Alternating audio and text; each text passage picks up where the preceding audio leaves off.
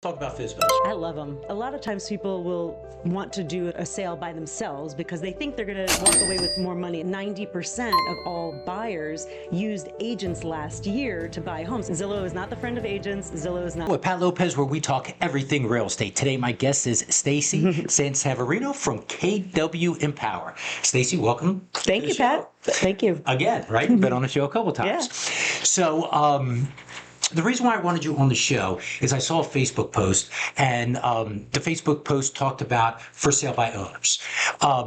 What are some of the disadvantages? What do for sale by owners think their advantages and may not realize? So I'm going to shut up. So go ahead. Tell me some of your experiences. Yeah, absolutely. So a lot of times people will want to do a sale by themselves because they think they're going to walk away with more money at the end of the day. They're just thinking, if I take the sales price minus the commissions, then I'm going to earn less money than if I sell it for the same price on my own. And there are a couple things that are contributing to the way people are thinking about it. And I look at it as there's three main reasons. Number one is they think they're going to get the same exposure an agent could get for them.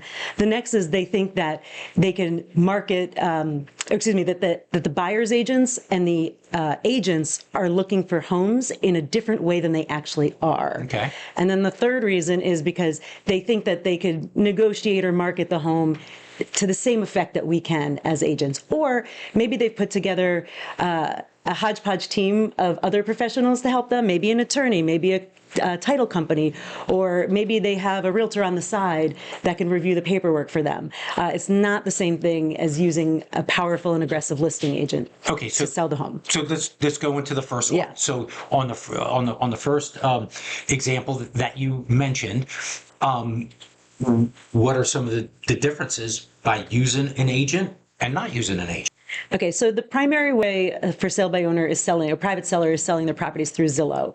If you look in Zillow, you can type in a county name or a zip code, and chances are you're going to see that 96% of the homes are available as agent listed homes, and only about 4% are by owner, private sellers. So what this means is, because of fact number two, the myth number two, the way agents and buyers look for homes, they're not necessarily going to realize that they're missing homes from their search. They're focusing on the multiple listing service where agents have contributed their homes for sale, and then those get pushed out to Zillow. So agents and buyers are relying on this tool effectively to find homes for sale. So by virtue of the way Zillow actually works, where they've segmented agent sales from private sellers, you can click on the More button. This is like a pretty new button that I've recently found myself. If a buyer or agent doesn't know that that exists or that filter exists, they just don't realize, because there's so few homes available on that So let me sort of explain for some people who aren't agents, watching the show. The multiple listing is the MLS. So that is most agents go to when they're doing searches and seeing, what's going on, what's available. Okay. Now with Zillow, there's a different tab to see the for sale by owners. So you don't readily see everything unless you're hitting that tab. And there was recently in Colorado, Realtors Hate Me, guy did an Instagram thing, and now he's got 100,000 people watching it. And that was part of, what they were saying and they were talking about, and how that for sale by owner was a little bit upset and, whatever, that they weren't seeing it all together. So yeah, you're right. But then also there's listings before they hit the MLS that you guys know about. Because that's your business. You know what's going on, and there's stuff that you see that are coming that is not even on Zillow yet. Yeah. And they're missing out on that kind of stuff as well, right? Yeah. So number one, I just want to say this, and I apologize, Zillow, but Zillow is not our friend. Zillow is not the friend of agents. Zillow is not the friend of sellers, because they're selling leads. Right. So next to every listing, no matter whether you're an owner or an agent, next to every listing is a button that says contact agent. And if you scroll down, you'll see property owner is in 7-point font. You can barely read it without your glasses. So at the top, though, it says contact agent for every listing. And what that does is it reroutes that agent or the seller's lead to an agent that's paying for those leads. And that agent, when they get that buyer, chances are most buyers don't buy the home that they're calling on. So that agent is going to ask them questions, set them up with their own search according to their criteria, and probably show them a bunch of other properties. So just like, these leads are being funneled away from me as a listing agent, they are also being funneled away from the sellers who are also selling on their own. And just coupled with the fact that 90% of all buyers used agents last year to buy homes, and this is a pretty consistent statistic over the years, buyers are actually relying heavily on their agents to help them find the right home. Right. This actually really amazes me, is the number one thing that buyers want from an agent is to help them find the home to buy. And you would think that with all the information and the data out there, that would be the easiest part of the process. Right. And quite honestly, HGTV makes it look really easy. It makes it look like, oh, all we need to do is go online, find a home, go look at the home, and bam, we're the new homeowner. Right. There's so much below the surface. Okay, Stacy. So, what other ways are agents able to see homes, like advantages they have, which a for sale by owner may not have? Yeah. So one of the most amazing tools that I have is called reverse prospecting. So if you think about posting your property on Zillow, you're just hoping that buyers and agents are going to come find you, right? What reverse prospecting allows you to do through the multiple listing service, as soon as I put your listing in the multiple listing service, the computer algorithm, it's just, digesting your listing and matching it to all of the buyers and the agents out there that have set up searches matching your criteria. Okay. So routinely, I can identify hundreds of agents and their buyers who are literally looking in that area, in that price point for your particular home. And so I don't just sit back and wait for those agents and those buyers to notice it. Right. I actually actively and aggressively market to them to say, hey, did you know you have a buyer? Because, a lot of times sellers say, oh, my home is unique. Well, great. You are looking for a needle in a haystack. Right. We really need to do everything to find that buyer who's waiting for that one home. And if, let's say, that agent or the seller, the buyer went dormant for a while, looking for that one home that had that special feature, and it finally pops up in the multiple listing service and it hits their inbox, which a seller, again, cannot hit that inbox like we can, then the agent might have forgotten about that buyer. Right. So I'm there to remind them. And, that kind of leads into the second thing. What I said was that sellers will tell me, well, agents and buyers should be looking for me on Zillow. They should. And it's I would love it if they were, and yet they're not. They're really not, again, because they have access to 96% of the homes available in the multiple listing service. They're not looking for other opportunities for their buyers. And I don't even know that I've had any buyers really send me anything on Zillow that they couldn't find through my search set up for them. Usually it's not according to their criteria, and it certainly has. I don't think a client has ever sent me a for sale by owner on their own. Okay. Now, well, let me ask you this, because the one big thing that I would think of is if I'm selling my house, well, somebody's calling me. They're setting up appointments. Like, if I'm working, how am I doing that?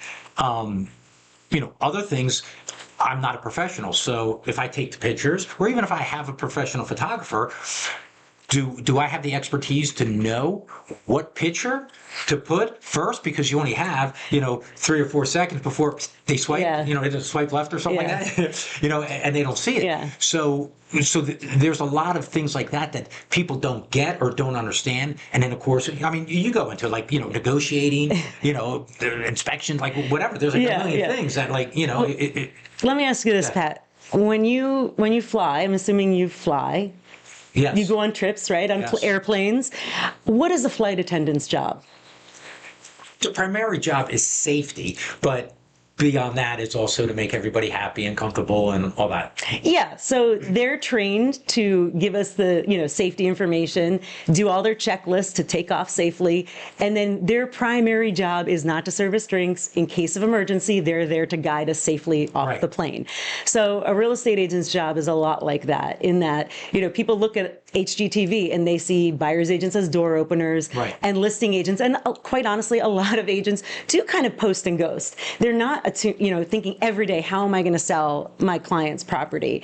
So they do just put it in the multiple listing service, put a sign in the yard and pray somebody else will sell it. Right. They're not being active. So in that regard, sellers what they're seeing is totally valid, in that not every agent is active. So it looks like from HGTV, all we do is just like these very basic tasks. So just like a flight attendant, it looks like their job is to serve us. It's really not. It's really to protect us in case. The safety part, yeah. Exactly. So as far as what an agent does for a seller is, I've negotiated hundreds and hundreds and hundreds of sales. Somebody who has maybe sold a house once or twice in their lifetime, bought a house once or twice in their lifetime, they can't compete, and they don't know the state compliant paperwork. They don't know all the ins and outs of the terms of the agreement that together with the price, make an airtight offer.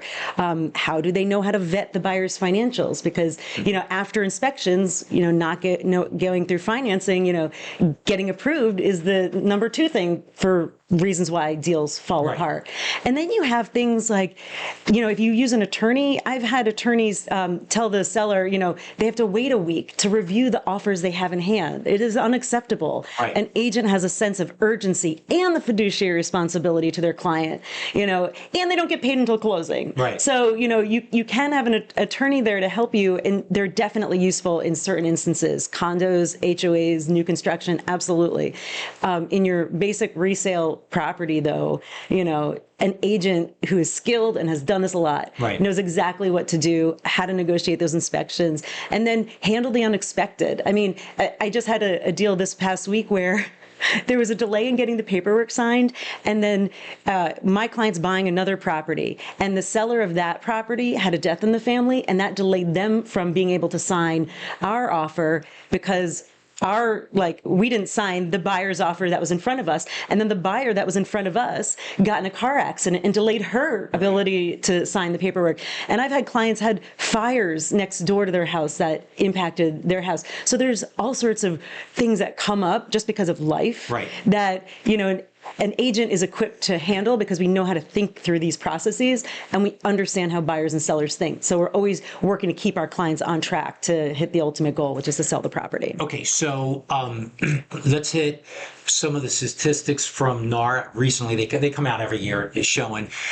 houses that sell with an agent and without an agent, those numbers. And then not to have the show just one way, can we talk about, can a seller actually sell a house, or for sale by owner and actually do it? I mean, because we want to play both sides of it. So Absolutely. Some of our statistics, what do they show as far as numbers? Yeah, so the NAR, National Association of Realtors, is my trade organization, and they do a study every year, the home profile of buyers and sellers, and they use it to educate and guide agents and consumers alike in people's behaviors in the market and things like what you're talking about. So last year, again, they noticed that 90% of all transactions had at least one, if not two, agents involved, and 4% were actually between family members. Right. So let's say a grandmother sells her house to the adult grandchild. So that's like a familial transaction, and even 45% of those transactions had at least one agent involved, which I think is very interesting. And then only 2% though of sales actually were between strangers. So absolutely yes. Somebody privately selling their home, mass marketing it on Zillow, they can certainly find a buyer. It's certainly possible, and it's certainly done. It's just 2% of the market. Right. And again, there's just some structural reasons why that seller is at a disadvantage. They're just not getting the exposure that they need. They're willing to pay a buyer's agent commission. It's just that it's very reactive because they're still waiting for people to come to them, and the agents and the buyers are just not searching in that way. Right. And then with regard to, let's see, another statistic we talked about was that if they compared for sale by owners, what their sales price was. Right. It was 412,000 on median across the country. So that's one type of average. And then they looked at for those who started as a for sale by owner, and then they ultimately hired an agent, what that median or average sales price was, and it was 440,000. So if you do the math, that's over a 9% difference. Right. And so effectively, if you combine at every turn where an agent can add value to the transaction, you are looking to save. You're going to save less money. Right. You're leaving money on the table effectively. Sure. Yeah, because if the commission end up being, if you save 2%, 2.5%, 3%, because commissions can be whatever, they're negotiable. But so if you save that, but now you're losing $19,000 potentially, hey, you're gaining 8 to lose 10 or 11. So I mean, I talked to, I think the reason why people feel like they can sell their house on their own is because our homes are so personal to us. You live in your home, you feel like you know your home, you know what's wrong with your home, and you're home to show it. And you mentioned, how do you show it when you're at work? Well, the seller's probably the worst person to show the house, because they end up conveying things to the buyer that are too personal, and convey information that might hurt them in the negotiations without realizing it, or the buyer doesn't care about. Right. The buyer, has already talked about with their agent what kind of home meets their needs. They've decided whether or not they can afford this home before they went and saw the home. They walk in the door. What they're looking to do is, within the first 15 seconds, see if they get that feeling that this could be the home that they buy. Mm-hmm. And if you, the seller, are there, they're seeing you in your home. Right. They are not imagining themselves in your future former home. Right. No, you're right. Yeah, I had a stager, and they mentioned, declutter and take your personal stuff out, photos, that kind of thing. And the statistic was that somebody would stay 3 times as long in a house looking if there wasn't personal items. Yeah. And they felt as if they were in the home and all the personal items, that they were sort of intruding, and it wasn't my house. Yeah, totally. So and they get distracted. They get distracted by your cool guitar collection or book collection. So that was kind of, I looked at it like, oh, okay, I didn't realize that. So it's exactly what you just mentioned. Yeah, and you're bringing up another point. A lot of times the sellers will talk to me and say, well, I found this house in this way, or they convey to me, what's important to them when they search for a home. Some people are very detail oriented, and like they want to know the statistics, the facts of the home. How many beds, baths, square footage, the lot size, is it, well, septic, public water, public sewer. They want to know the details. Some people just want to know, can I watch the kids while I'm, cooking dinner? Right. Or can I invite friends and host big holiday meals? Or can I, have a media room in the basement? They want to know the house in terms of its lifestyle offerings, not just the details. So an agent doesn't just market to one way of thinking. We mass market. We combine all of the senses. We combine all of the ways that somebody might be looking for a home, so that we appeal to the most number of people rather than just the one person. I mean, and I've seen this as an excuse for not having professional pictures, by sellers, and that's probably one of the worst things that you can do for yourself. You really want to showcase your house with those 100%. Pictures. Yeah. And just the knowledge of it, put it in what kind of order, because literally when somebody's online, you got them for 5 seconds, 10 seconds max, and then they're on to the next house. Absolutely. So that's like crazy important. Yeah, absolutely. And you know what? Sellers don't ask this enough, and I really wish they would, because if they're really truly interviewing multiple agents, which when you're talking to a lot of for sale by owners like I am, they are interviewing multiple agents. Please look at my listings online. Please look at the photography I do, the order of the pictures, the lifestyle ad copy that I write up, the accuracy of everything. Call my references, call past sellers, because, the advice to maybe interview 1, 2, or 3 agents, or more than one agent, is so that you get one that actually is doing business. Right. Because last year, 71% of agents nationally didn't do any deals, and the average was 6 deals per person. So it is pretty easy to find an agent not doing a lot of work and not having those skills. Everybody knows like 10 agents. Right, so 100%. Yeah, absolutely. Yeah.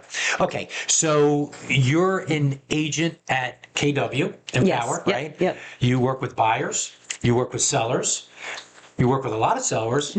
Actually, probably more sellers than buyers, but you work with both. You don't discriminate.